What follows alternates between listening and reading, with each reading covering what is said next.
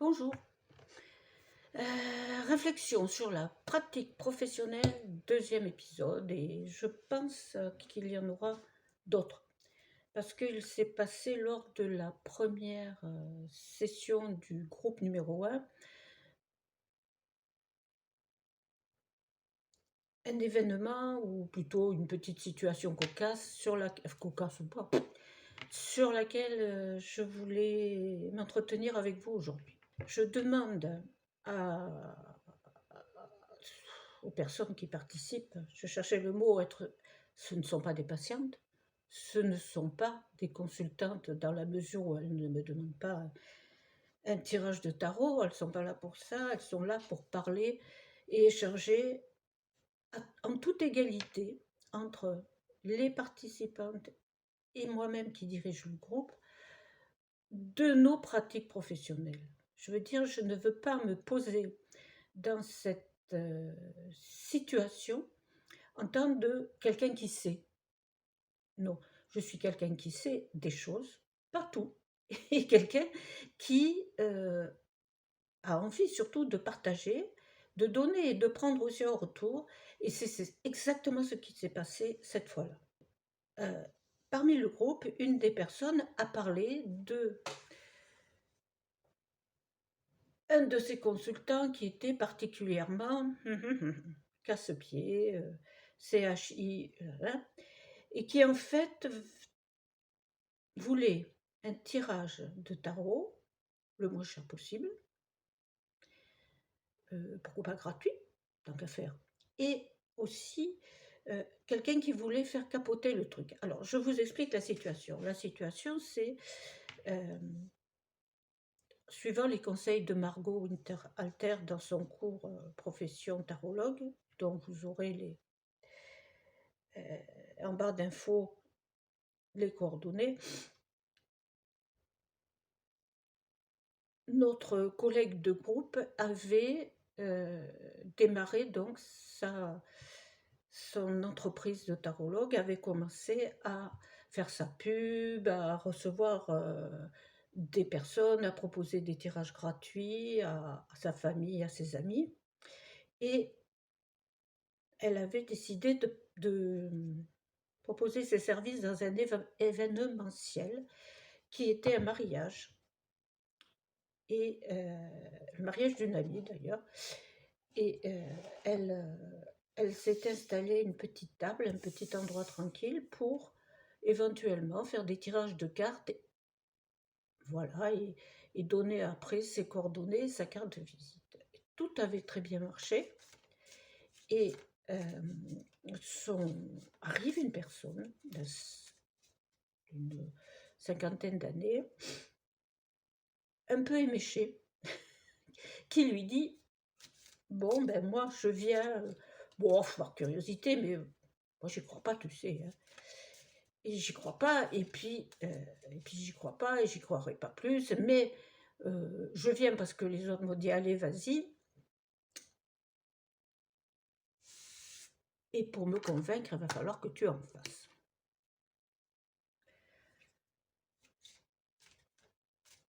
Donc, elle a répondu que elle faisait ça, ces tirages-là, pour ne convaincre personne, qu'il y avait un double but dans ces tirages. Premier but, remplir la cagnotte des mariés. Hein.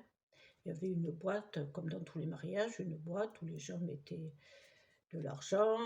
Ils étaient contre le truc de la jarretière, donc bon. Il y avait une simple boîte avec chacun met ce qu'il veut pour les mariés, pour leur projet, pour leur envie de voyage surtout. Et cette collègue tarologue débutante avait proposé de tenir le stand, de mettre une petite corbeille sur sa table, et la somme minimale était vraiment, c'était 5 euros, pas grand-chose, et bien sûr, on pouvait mettre plus, et l'ensemble de ce petit panier allait atterrir au final dans l'urne des jeunes mariés pour leur voyage. Et le deuxième objectif, c'était de se faire sa pub et de distribuer des cartes de visite avec son site, avec ses coordonnées, avec l'adresse de son cabinet de consultation, etc. Bon. Donc arrive cette personne passablement imprégnée d'alcool qui lui dit il faudra vraiment me faire des... Donc, que faire dans ces cas-là? Donc j'explique ma réaction, moi, parce qu'elle était quand même très mal à l'aise et très... À la fois, elle avait envie d'envoyer promener la personne, bon, et en même temps, c'est pas un truc qu'on fait dans un mariage, dans un événement pareil. C'est pas ça qui va accroître sa publicité. Et c'est pas trop le moment de faire du boucan, de répondre de manière abrupte à quelqu'un qui en a dans l'aile aussi, parce qu'on ne connaît pas les réactions. Donc elle était bien embêtée et elle a dit à la personne, mais moi j'oblige personne, si tu veux je te fais un tirage, si tu veux pas, c'est pas mon problème. Elle a fait un tirage et elle a été enquiquinée tout le long du tirage par quelqu'un qui voulait la mettre à défaut. Donc pour quelqu'un qui démarre, je pense que c'est un moyen de perdre son contrôle. Il faut être vraiment costaud ou avec beaucoup d'expérience pour arriver à dominer la situation. Bon. Donc nous avons échangé dans le groupe à partir de cette situation-là qui était très intéressante, qui peut nous arriver dans des tas de situations différentes. Je l'ai vécu de façon double, à la fois en tant que psychologue, clinicienne, de gens qui venaient me voir pour leur enfant qui était dans l'établissement dans lequel je travaillais, mais qui n'en avait rien à faire et qui voulait surtout pas se remettre en cause ou essayer de comprendre. Et puis pour des personnes qui sont venues me voir pour des raisons plus en relation avec les tirages de tarot ou avec des méditations ou avec... Donc après notre échange, j'ai proposé, comme il restait du temps, hein, on avait parlé de plusieurs cas, et comme il restait du temps, je propose à cette jeune collègue de faire un tirage, une idée comme ça. Je lui dis, mais c'est vrai que c'est pas la pratique habituelle dans une analyse de la pratique ou des réflexions sur la pratique, mais puisqu'il nous reste du temps, je te propose un tirage contextuel, 3 cartes sur cette situation. Voilà. C'est ça le truc que je voulais dire aujourd'hui, c'est que les cartes, c'est magique. Donc voilà, j'ai pris mon tarot chouchou, enfin, un de mes tarots chouchou.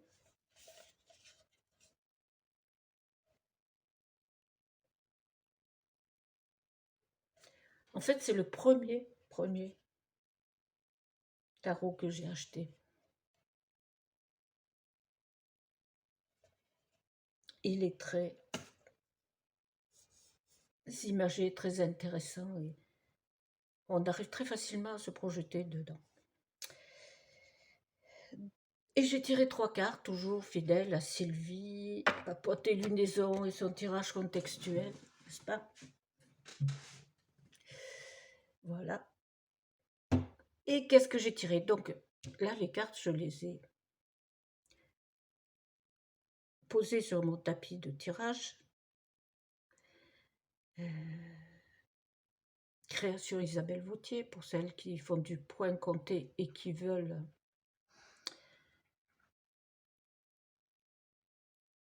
se broder le même, ou un autre. Au fait, Isabelle, un petit coucou. Tu veux pas me créer un tapis de tirage?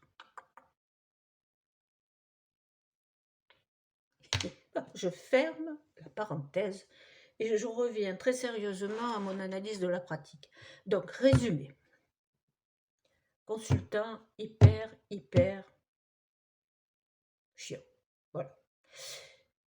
Je viens parce qu'on m'a poussé à venir. Je n'y crois absolument pas.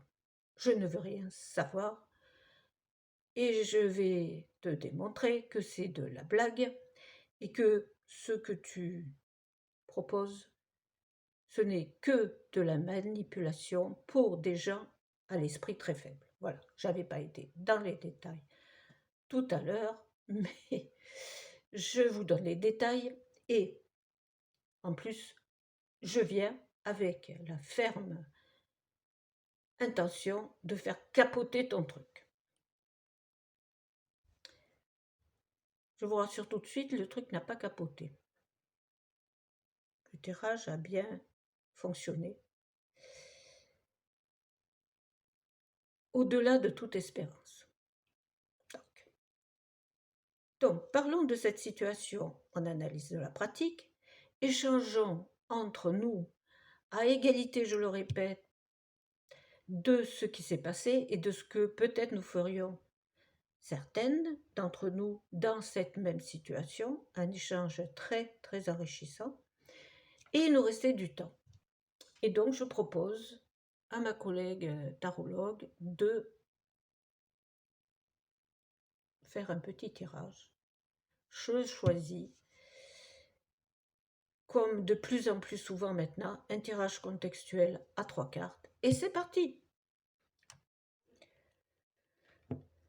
J'obtiens la justice, la lune et l'étoile. Et instinctivement, et peut-être par copier-coller, je vais y arriver. Je présente mes cartes et je pose mes cartes comme le fait Sylvie.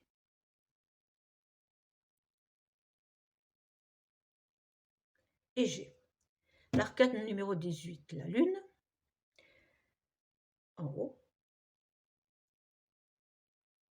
À gauche, l'arcane numéro 11, la justice. Et à droite, l'arcane numéro 17, l'étoile. 3 arcanes majeurs.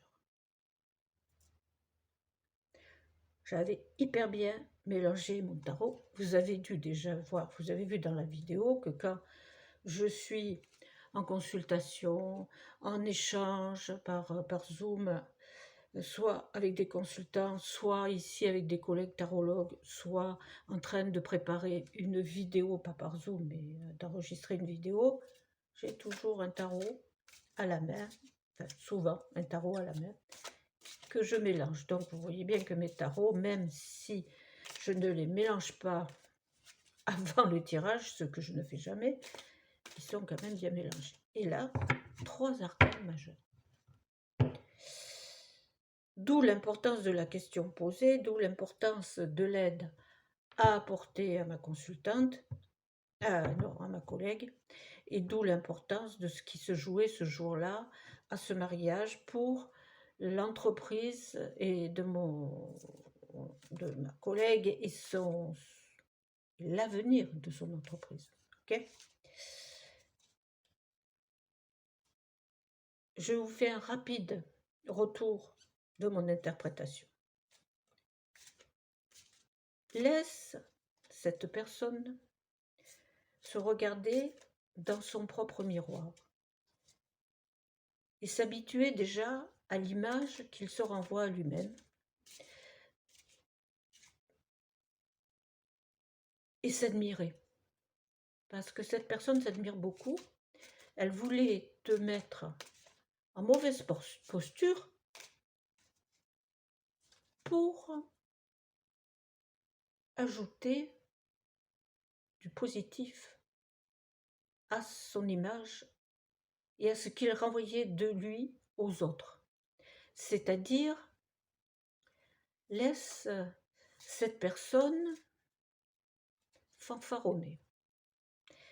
Toi, tu es la sorcière sur son balai, comme dans la carte, et tu es cette personne qui est au-dessus de tout, tarologue ou sorcière, à toi de choisir. Tout ça étant très symbolique, et vole au-dessus de tout ça. Tout cela ne te concerne pas. De toute façon, toi, tu as pour toi, je fais tomber une carte, la justice. Et à travers l'attitude de ce monsieur, qu'est-ce qui va t'arriver? Eh bien, un retour des choses. C'est-à-dire face à ton calme, face à ton professionnalisme, qui a été là évident aux yeux de tout le monde, parce que c'était un mariage avec beaucoup, beaucoup de personnes, tu imagines ce que tu as gagné?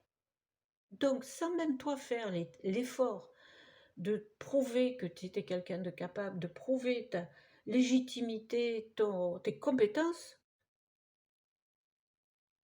par des mots, par des, des, des envies qui ne nous concernent à aucune, ou à aucun tarologue de prouver quoi que ce soit, ben, tu as prouvé que, oui, tu répondais même pas à son truc, il va falloir que tu me prouves pour me convaincre, tu as prouvé.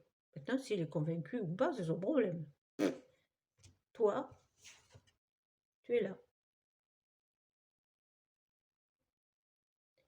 Tu es cette personne reliée entre le ciel et la terre, aussi bien pour ton travail, mais pour ta vie privée aussi. Voilà. Et je n'irai pas plus loin parce que à chacun de méditer, réfléchir sur cette superbe carte de l'étoile et du fait que, pardon pour la machine à café,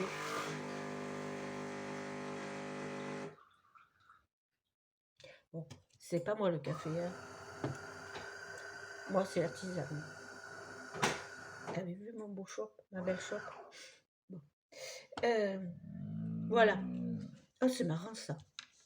Ah, alors là, on vient de vivre une synchronicité géniale.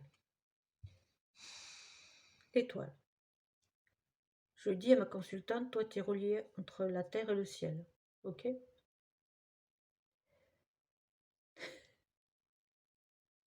Quand Margot dit que les cartes sont magiques, et moi aussi, on a raison. Bon, la machine à café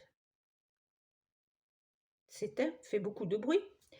Je décide de. Je vous dis, je ne sais pas pourquoi, le café, c'est pas moi, moi, c'est ma tisane. Or, ma tisane, c'est une tisane.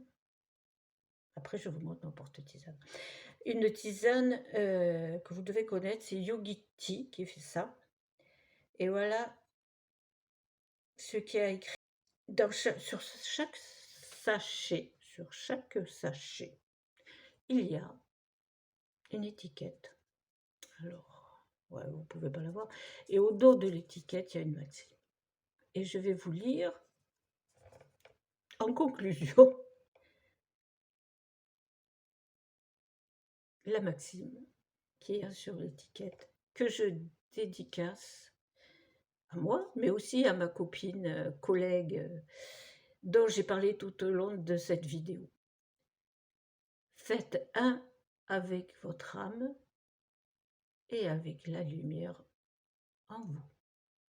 Faites un avec votre âme et avec la lumière en vous. Ne tenez plus compte. Bref, ne tenez pas compte des casse-pieds. Au revoir.